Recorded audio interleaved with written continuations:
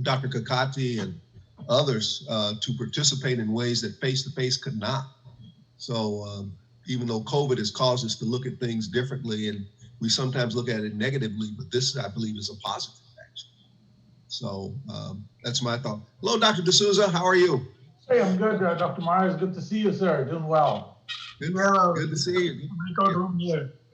You know, Delane, it strikes me that we do our CAHS seminar series online now every Thursday, 11 o'clock. And it will be, what, 8 o'clock-ish in India. Ashwani, it may be great to send Dr. Kakade a link. For example, the theme here for this past few sessions and for this coming week session is precision agriculture. Dr. Ali Fares coordinates this, and no reason why we can't, you know, have an audience from India, Africa, other places. Oh, sure. Yeah, wonderful. Yes. Yeah, I'm going to share with them. And Dr. Kokade has a lot of expertise in. He loves technology. He loves to use, you know, technology in agriculture, and that is what motivated me in the beginning. And he motivated to start my PhD, and I did it. I started, but then I stopped. He mentored me to do, and he got me admission in ICR, which is very difficult. Very difficult. I agree. Ashwani did something that D'Souza couldn't. You know, being a mechanical and computer engineer, I don't know how I got in ICR, but it was incredible. You know, he was very supportive of having technology in agriculture, and I think I see in Dr. D'Souza, you also have the same similar vision, how to use you know, technology in science, and that is what all along I found in Kokade, and that's why we go very well together, because he always talks about technology in agriculture. So, so you know, that's a good opportunity to bring him sometime also on our seminar. That's a good idea. You know, that's where I was headed with the question that I had for you, Dr. Kakate, was how do you use this technology? How can we best leverage this technology in education, particularly when you consider that we can bring students from India and the United States together in this type of setting, and maybe there's a way to enhance or to facilitate discussions between two groups, that maybe we can get some of the challenges that we face, looking at it from a different angle that these students may see that we as older folks don't see. Be able to use this technology to do that, I think it would be great to begin to look at that as an opportunity. Certainly, exchange of students, we can have the collaborative programs like that. It is possible. And India, New Zealand, there are some sandwich programs like that. Your student can come to India, from India, so Indian student can go to USA. But this is happening in some of the cases. So it is how we have to work out the modalities. Modalities we have to work out, and practical, particularly field experiences that can be shared. Field experiences after completion of the theory courses or this thing. We have rural agriculture work experience, concept of rural agriculture work experience. So in that case, I think we can exchange experiences. Yeah. And along those lines, it seems to me that now that we've gone towards virtual education formats, there is no reason why we can't find a way to be more inclusive, including of the so-called developing countries. You know, it could be Africa, it could be Asia, where Dr. Kokate mentioned there's large pockets of hunger, poverty, malnourishment. And many of our courses, Dr. Ado mentioned food and culture. And so when we talk about culture, we're mainly talking about, you know, in Texas, there's 3 food systems, Dr. Kokade. There's the African-American system, there's the Latino food system, and then there's the so-called Czech system, Czechoslovakia, because many descendants kind of come from there, and we like a barbecue and you know, those kinds of foods. So the Czech food system, as it were, 3 food systems. But you know, in Indian food and other ethnic food is popular here, and I think that enriches all of us. And likewise in India, there may be things about American and US culture that are not quite made it there, like the Latino type of foods, the rice and the beans and so on.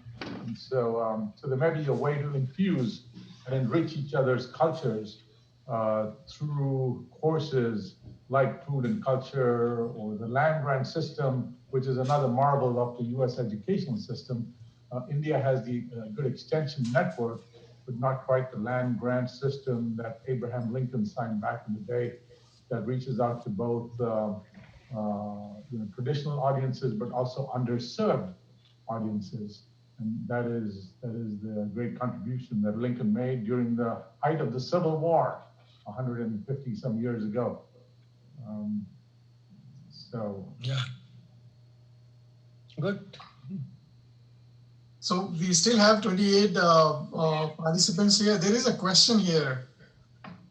Can I ask for Dr. Kumari? I think Stedman, one of our extension agent, he's asking, looking at the impact of COVID-19 virus, did the pandemic caught us off guard? And is there any new way to address food security or insecurity? Yes, we can address food security and insecurity. Yeah, definitely. Yeah, I think so. When I look at that question, did it catch us off guard? My response would be, yeah, probably did. But I think something that I had talked about was that as you look at the food system and you see these interruptions that can take place in the food system, be it this type of public health disaster, as it were, or a hurricane or some of these other things, is the question I ask is that should we be building more resiliency in the local food system? Where if you're thinking of a global or a national food system, where you got to get food from one place to another, that could be interrupted. Should there be enough resiliency in that local food system to still supply the food that is needed on a local level, albeit you may not have the choices that you have, but there would be enough to satisfy the needs of the nutritional needs of the people that are in that area? That's one thing I ask, is that how do we build, is that something we need to be thinking about? And then how do you do that? How do you build that type of resiliency in the local food system? So if you had to switch to a primarily local food system, could the food needs of the people in that area still be met until the food system gets back in place again? So that's one thing I thought about. Yeah, resilience in local food system, really challenging task this. Resilience in local food system, how really, in particular in vulnerable areas where we have drought situation or something, sometimes very torrential rain, cyclones. So under these circumstances, how your technology should be resilient to this kind of difficult climate situations. So that more and more research, more and more this thing, because within the same situation, your plant behaves in a different way. In the same situation, if you see the crop growth, you will have differential growth, this thing. So that physiological, and then to make that system resilient to that eco situation, that more, I think, we have to see how we can have sustainability under these circumstances. That is, I think, challenging task for us. Yeah, I saw your presentation, Dr. Gakati. I thought about that when you were talking about the challenges in India and the rural areas, and trying to build investment and profitability as such to sustain those areas. Boy, that's quite a challenge that you face. And how do you do it? It's somewhat daunting, but it's good to see that it's being discussed, and there are ways that are being discussed to help to figure out how to make that happen, because it has to happen. So. Yeah. Good. Nice. Okay. I'm going to go ahead and jump into one of these breakout sessions and see what's going on there. So good to talk to everybody. Likewise, Dr. Myers, good talking to you, and we'll reconvene here in a little bit. Right. Nice. Yeah, time flies. It's almost like 11:20.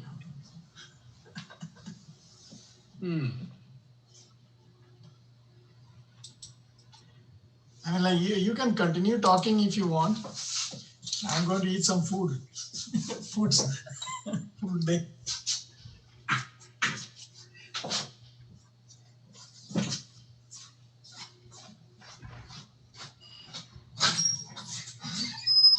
No, Dr. Kokate, there used to be the USDA PL480 program. PL480, yeah.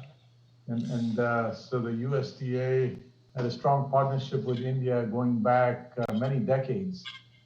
Yeah. But the nice thing is that India learned from this experience and became largely self-sufficient in food production. So thanks to Dr. Swaminathan and others, that's a great testament. Ship to mouth situation was there. Ship to mouth. Ship to mouth. Yeah. That okay. PL480. Headphone. Yeah, it in the US, I think it was called Food for Peace. That's the way it was couched. So, because back in those days, I think India was closer to USSR, Russia. Mm-hmm. So this was also a way for strategically trying to align with India through food. So yeah.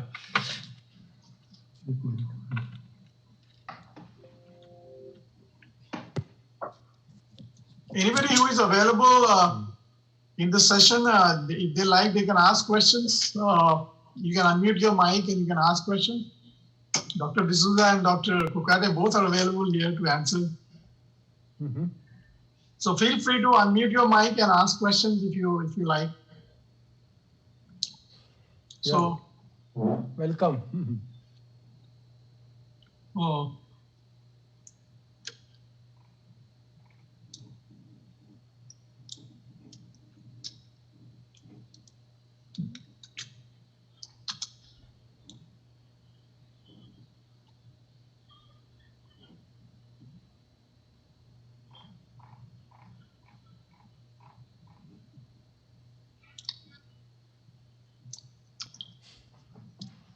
Look like nobody's. Anybody would like to answer question? I didn't. Anybody would like to ask question? Yeah, I didn't see anything here yet. There are 25 people available right now. Mm-hmm.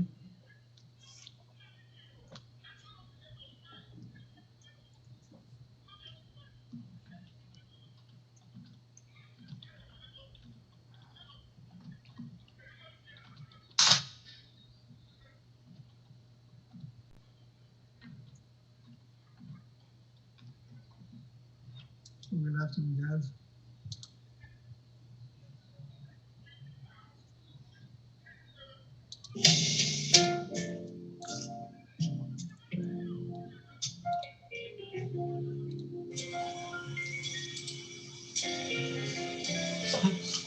Enjoy some jazz. You are serving coffee or what? Coffee. Virtual coffee, yes. Virtual coffee, yeah. You can certainly offer some virtual coffee.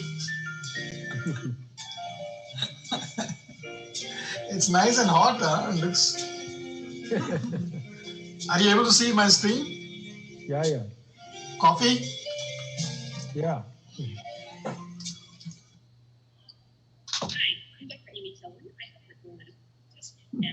And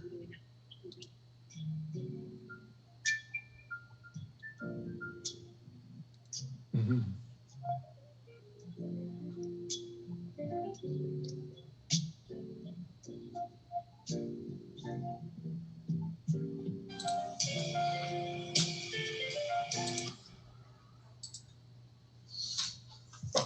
actually, if you're willing, Dr. Kokate, then we can find one of the, we do it on Thursdays research seminar.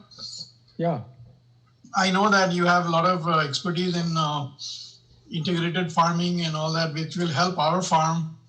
And we are talking about a lot of integration in the farm, like integrated farming, Yes, like yes, from certain. like from water, soil, sky, air, all that used together.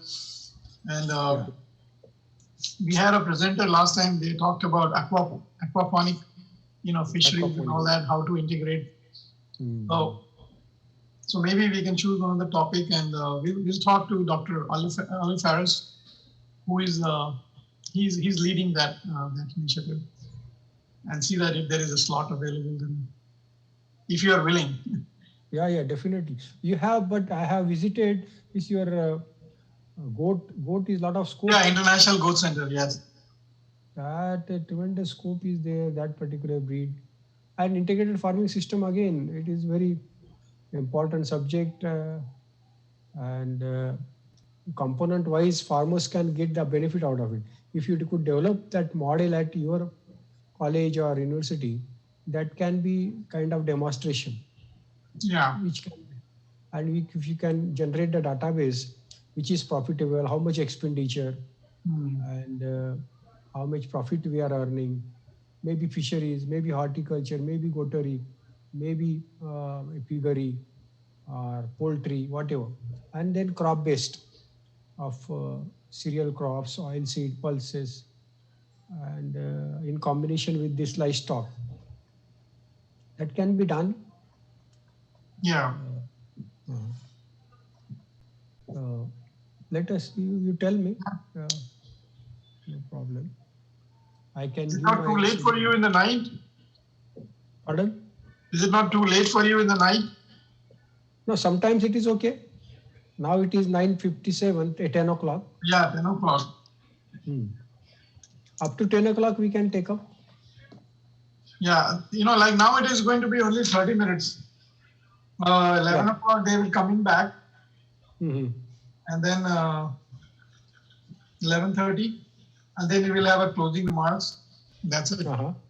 That's D'Souza. you see the agenda right here. I share my screen. Yeah, Dr. D'Souza closing remark. Yes, correct. So he will take 10-15, and then we'll have some award announcement, who won the award, some books. Mm-hmm. That's it. So this was a good small little program, 3-4 hours. Wonderful. On the World Food Day, it is good. You are No. doing something. Because So- your Iowa State University is doing all World Food Prize and this thing. Many since 12 to 16 continuous programs. I was thinking it was Ohio. It was Iowa. Iowa. Oh, okay. I have attended World Food Prize in 2012 when I came to you. Yeah. I think that time. That is. So a lot of people are asking about your copy of your presentation. Is that okay to share? No problem. Okay. You share it. Okay, I'll share with them because. Most welcome. What to do with that? Yeah, people have asked. They see a lot of information there on a global platform. Okay. Very good. I'll play some Well, a music. good experience. Yeah. I'm happy to see all your colleagues, friends. Okay, good. How about your lunch? You take at college or you go to home? No, I'm taking it here. She made some lunch. No, I take it here. When I'm here, I take it here. 20 minutes drive, so. I remember we have taken lunch there in your college. So we still have 23 people, and the people are coming back now. Mm-hmm. So we will we'll just wait for them now. So Yes. Just 2 minutes, I will come back. yeah, you can switch off your camera and mic. 5 minutes. Yeah.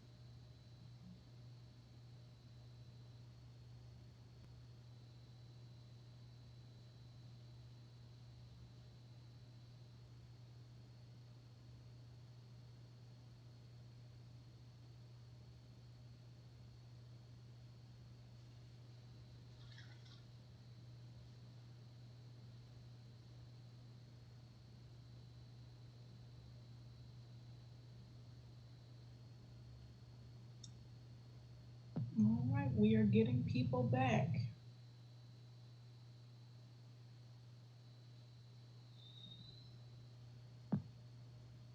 Well, Dr. D'Souza will probably give it about 2 or 3 minutes to let everybody get back, and then I'll swing it over to you for closing remarks.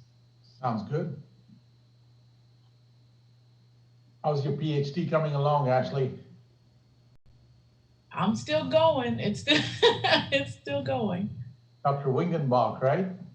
Yes, I had him last semester, not this semester, but it's a lot of math and writing this semester. I'm taking some writing intensive courses and some stats classes. Oh, yeah, fun. So much fun. PhDs are fun. I know. Just wanted you to hear the sarcasm in my voice. But I know it'll be worth it, so I'm good. Mr. Hodge, looking good as always. Yeah, sure. But thank you, Dean, and just appreciate your awesome support. I tell you, I think our I think it's been a great journey this morning. Absolutely. You know, I'm thinking, I was thinking as the USDA folks were speaking that we should get them connected with the Healthy Houston Initiative. Thank you, Bringing sir. USDA as a partner, I think would be really beneficial. So. Well, they certainly have a presence in Houston, and the regional director is who I went through to get to PAM is right there in Dallas, but he has outreach in the southeast area of Texas as well. So. Good. Dr. Daniels, how are you, sir? I'm doing well, thank you. Good to see you. And Dr. Drawhood and others.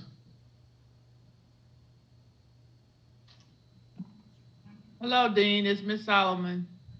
Hello, Miss Solomon. How are you? I'm good. And you? Good. Good. Have a good weekend. Thank you. Yeah, thank you. So it's good that they fixed the roof, huh? No more leaks in Clark. Isn't that the truth? Yes. Or Goat Center. So. All right. Ms. Solomon, I did see your email. Okay, Mr. Hodge. Thanks for everything, Mr. Hodge. Appreciate it. Oh, you're welcome. Appreciate you. Yes, sir.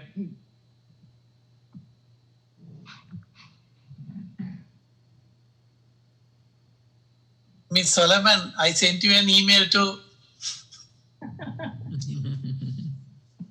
You did? Okay. You know I'm going to get on it. Yeah, I know. Thank you. You're welcome. I think. Hey, Dr. Daniels, good to see you. Good seeing you.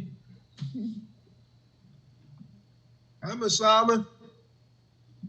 Hey, Doc, how are you? Good, how are you? Ashwani, I think we can see your email box on the screen. Okay. Don't want to see all those emails from D'Souza to you. No, actually, Dr. Kidani has asked some questions. So he said he was not able to put in the chat. Okay. The email, so that's what. All right. Well, in the interest of closing this out on time, let's begin. Ashley, if it's okay. Absolutely. So I just wanted to thank all of our speakers today, everybody from you, Dr. D'Souza, to Mayor David Allen, Dr. Ado, Dr. Kokate, and our USDA partners, Pam Miller and David Tuckweiler, for our healthy talk about food insecurity, about global actions that are being taken to ensure that we eventually get to that zero hunger. We want to encourage each of our participants to continue to grow, nourish, and sustain together, because together we can make a huge impact. And we know that our actions are our future. So with that being said, I will leave it to our Dean, Dr. D'Souza, to close us out and really summarize today's event. I've been your moderator, Ashley Pellerin. I am the Extension Program Specialist out of the Ag and Natural Resources Unit for the Extension Program at Prairie View. And I always enjoy moderating. I learn something new every time I get an opportunity to moderate World Food Day. And I would like to thank the committee for entrusting me with this honor. So without further ado, Dr. D'Souza.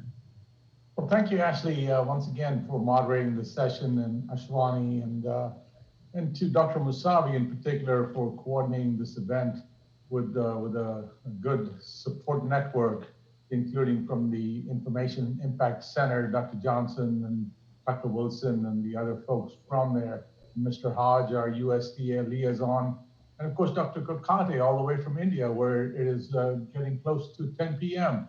And thanks for staying up for us. And, I believe that right here in our midst is the next discovery that could lead to solving some of these so-called wicked problems that we face, whether it is poverty, hunger, malnourishment, climate change, some of these things. This College of Ag and Human Sciences has both the depth of expertise and the breadth of expertise, and together with USDA, together with the Indian Council of Ag Research, and some of the other agencies and partnerships that we are developing, it is about this collective action and about the dedication to the cause to address this problem that has been with us for many years, except that now it is getting worse. With the pandemic upon us, people are out of work. When they're out of work, they don't have money for rent, food, some of these other things. So in that spirit, I very much feel like this Healthy Houston initiative is very timely for us as a college. It will give us more visibility, but beyond that, it takes the college and indeed the university to the people of inner city Houston. And this, if it is successful, which I'm confident it will be, can be a model for other cities, including all the way in India, to healthy Mumbai and healthy New Delhi and other kinds of places like that, because this is a great model involving a public-private partnership with a land-grant university at the helm leading this initiative. So, you know, when I think about hunger, what crosses my mind is some of the underlying causes. So it is poverty, it is drought or floods, okay, depending upon which part of the country we are. Indeed, I just saw an article today which said that 45% of the US is facing drought conditions right now. And it's the worst that it's been since 2013. So yes, to some extent, this is cyclical, but the extremes are made worse by climate change, as our climate scientists tell us. So climate change is a pressing problem before us. And, you know, we are located in Houston. The other important industry here, other than food and agriculture, is the energy industry. And our energy industry involves using oil, fossil fuels. Now it's moving towards renewable fuels. But I'm thinking that agriculture can be an important source of carbon sequestration. And as it turns out, FERC, the Federal Energy Regulatory Commission, just today announced that it is leaving it up to states, up to regions, to put a price on carbon, which is really a big deal if you think about it, because we have to come to grips with what are the carbon emissions of different industries in different sectors, and therefore, which industry can offset the carbon that's emitted by other industries.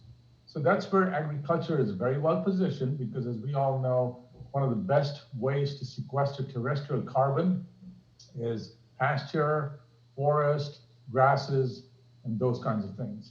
So that is another important element of the discussion, one in which agriculture can contribute. And in the final analysis, I believe all of these problems are related to one another, right? The poverty, hunger, food insecurity, climate change.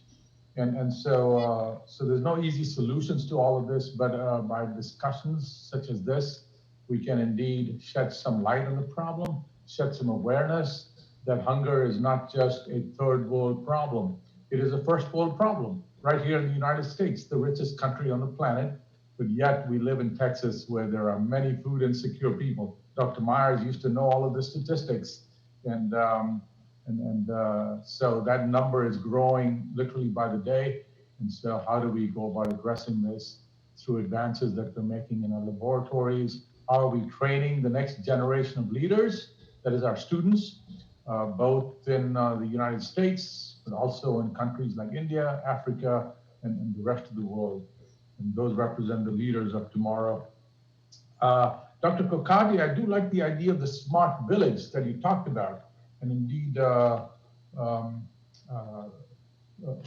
Prairie View Mayor, Allen, had a similar idea, and maybe Dr. Estwick can speak a little bit more about it. We don't have a whole lot of time, but for those of us interested in staying a little bit after this, that there is a smart city initiative that Mayor Allen is looking at as kind of a way for the university, through its colleges of architecture, agriculture, engineering, and so on, and the city of Prairie View to collaborate on to create a more sustainable city.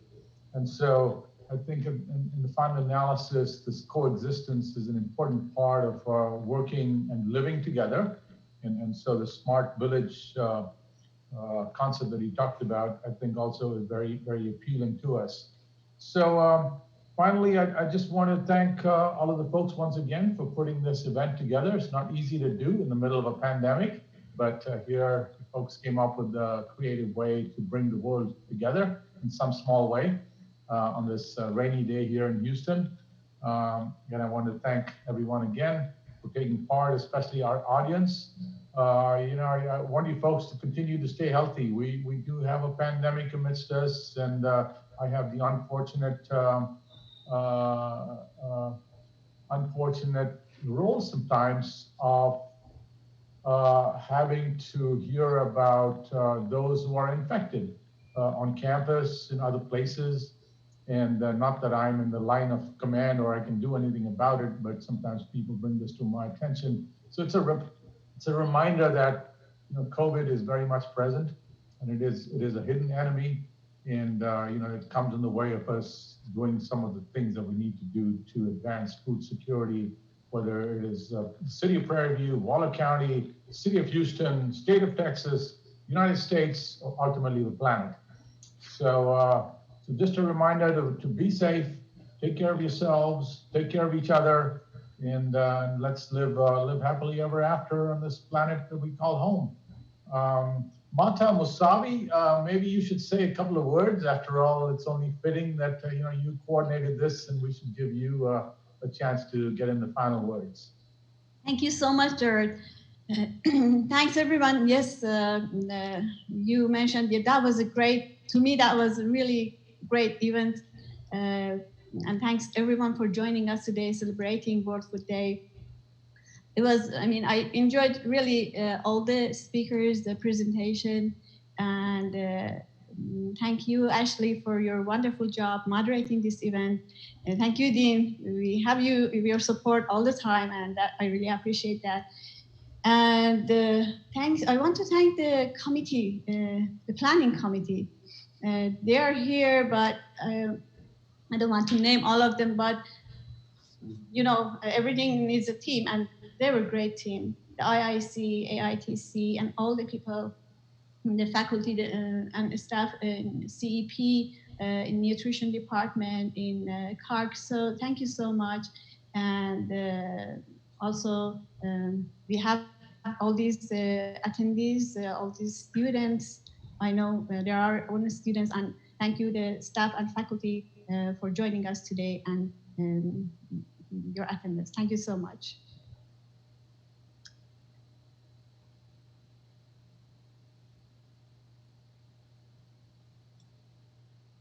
With that, everybody have a great day. And remember, you're all hunger fighters. So go be the best hunger fighter you can be. Thank you, Ashley. Thank you, everyone. Good job, everybody. Thank you. Thank you, folks. Appreciate it. Thank you. Thank you very much. Thank you. Thank you, Dr. Kokate. Thank you. Stay safe, Dr. Kokate. Yeah, same to you. Thank you. Thank you, Dr. Kokate, and everybody. Bye-bye. Thank you, Mata. Good to see Thank everybody. you. See you later. Thanks, Dr. Myers. Thank you very much. See you, Dr. Myers. Everybody. Okay, good to see everybody. I kept my It really is. technology work today, right? What's that? I said I kept my finger crossed today, but the technology worked well today. Yes. Yes. Outstanding. Yeah. Dr. Outstanding. Myers, say hello to Miss Myers from me. Oh, definitely. Solomon. Yeah, Okay. Miss Saba, absolutely. Okay, take care. Hi, Miss Saloma. Bye-bye. Hey, Doc. Thanks. Bye. Thank you. I'm going to Hey, Miss Solomon. Did she leave? No, I'm here, so don't say nothing bad. No. No, I was just going to tell you, I don't know if you all know, the mayor didn't mention it, but they were supposed to have a food giveaway today at the city. So Yeah, they say the truck broke down, so it didn't come, so they're gonna come next week. It's gonna be 2 of them. Oh, Lord. Okay. Mr. Hard, All right. Mr. Hard, you know I'll be on it. You know I'll be Okay. finding All that. right. Good deal. All right. Talk to you. Bye-bye. Thank you. Bye-bye. Bye. Bye-bye. But Bye-bye. Mayor Allen also talked about a mobile grocery store in the city of Prairie View. How many of you have seen that? It's a mobile grocery store, pretty neat concept. Yes, well, It's out that, there again today. The mobile grocery store is out there to the apartments today. And they had a line of people out there also. exactly. Good job. Thanks. And also, I wanted to remind everybody, yesterday was Mrs. Weatherspoon's birthday. I believe she turned 96. We took her some greens, and she was so excited. That was her birthday present. You took her something from the farm, right? The greens from the farm the students picked this morning. Oh, wonderful. What better present? She was very appreciative. Good deal. Well, thanks, everybody. Stay safe and take care. Thank you. Thanks. All right. Bye-bye. So I'm closing the meeting today, right? All right. Yeah. I'm pushing end. Okay. Unless I put end, it is not going to end. People are so passionate. Yes, yes. Thank you, Martha, for Thank you. being with me in the night and all that. That's very good. Yes, you too. Thank you, Aish.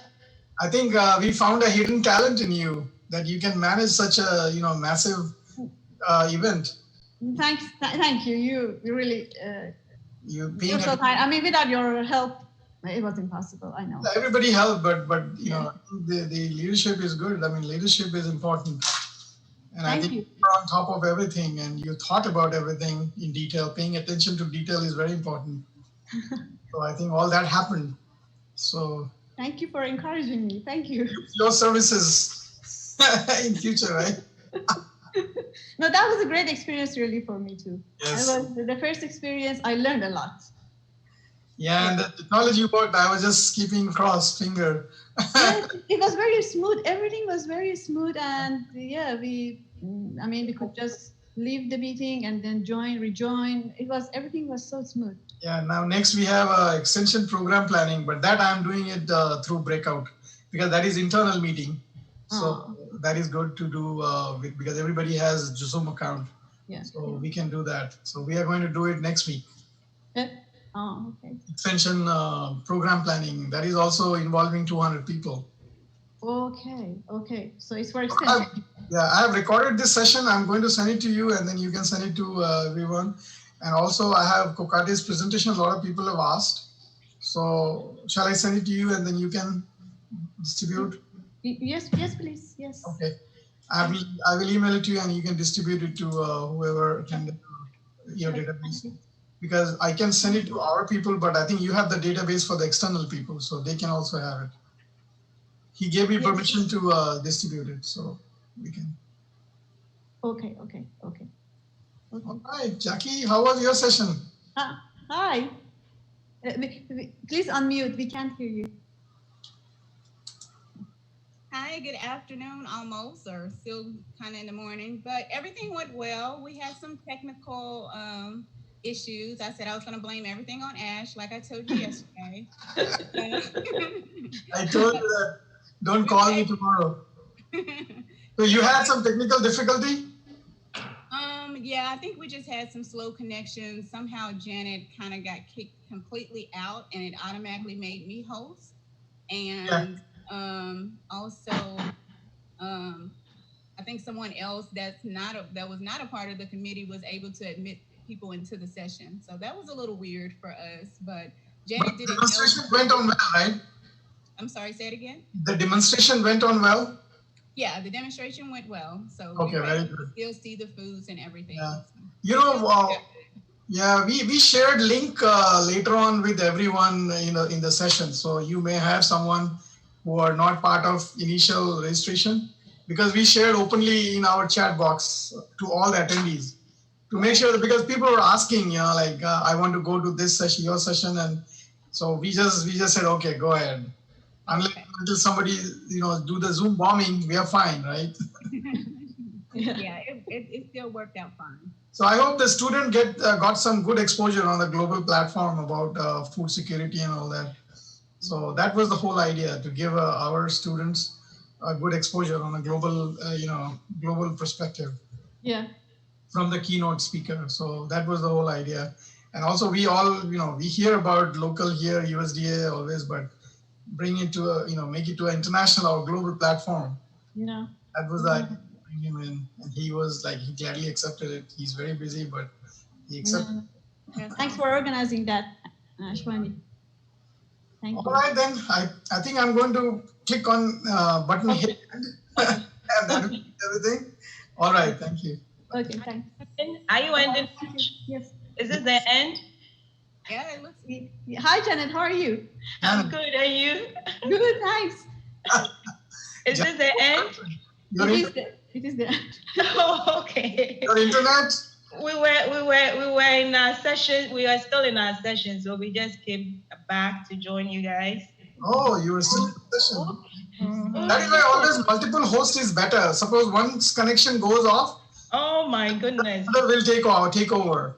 Ash, you can't believe it. You can't believe what happened. I know. Jackie told us. Jackie was a co-host, right? Then she became host, and the meeting. No, Jackie was not co-host. You were the co-host. All of a sudden, it kicked me out, and Jackie became the host. We don't know what happened. And Cynthia was also able to admit people in there. I don't know the reason for what Zoom did to us today. It's so strange. That will give you some more experience next time. But I was not able to join two meetings together. I saw the notification. Oh, you did? Okay. It sent me a notification that they are in trouble, help them. But I cannot, because if I do that, then I have to, switch off from here. Okay.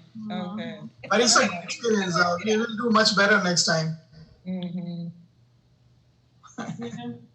No, we had to, actually, we had a series of questions as a poll, but then we didn't have enough time to finish, but it was an interactive session. Yeah, we had the questions and from... in your session? Yes, so we really necessarily didn't finish those questions. Oh. We just went through like 3 of them, but it was interactive and I like that. Yeah. 30 minutes is not enough, but I think no, it's not. Next time, let's make it. It's a rush. Seriously, exactly. It's a rush. An hour. Yeah. 1 hour. Yeah. Yes. At least wrap up after 45 minutes and have time to transition to the next session. I totally agree. Exactly. I felt that as well, because I'm telling you, at first I was thinking, no, these questions are not enough, but actually we couldn't even go through half of them. So I totally agree. I was thinking about next time, if there is a next time, then we need to have 1 hour. Yes. Yeah. 45 minutes to 1 hour. Yes, it's a rush. And I was thinking about your session, specifically because your session was like exactly divided into 3 different things. And I know managing that is even more difficult. Yeah.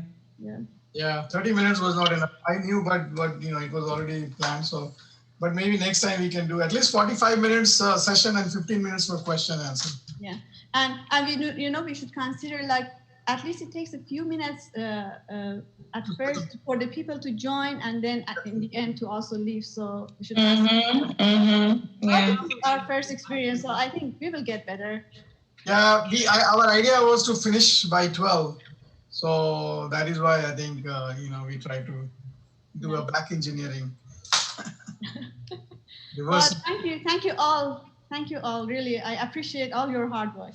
Thank you. Thank you. Okay. Have a good day and a good weekend. Yeah. Thank you too.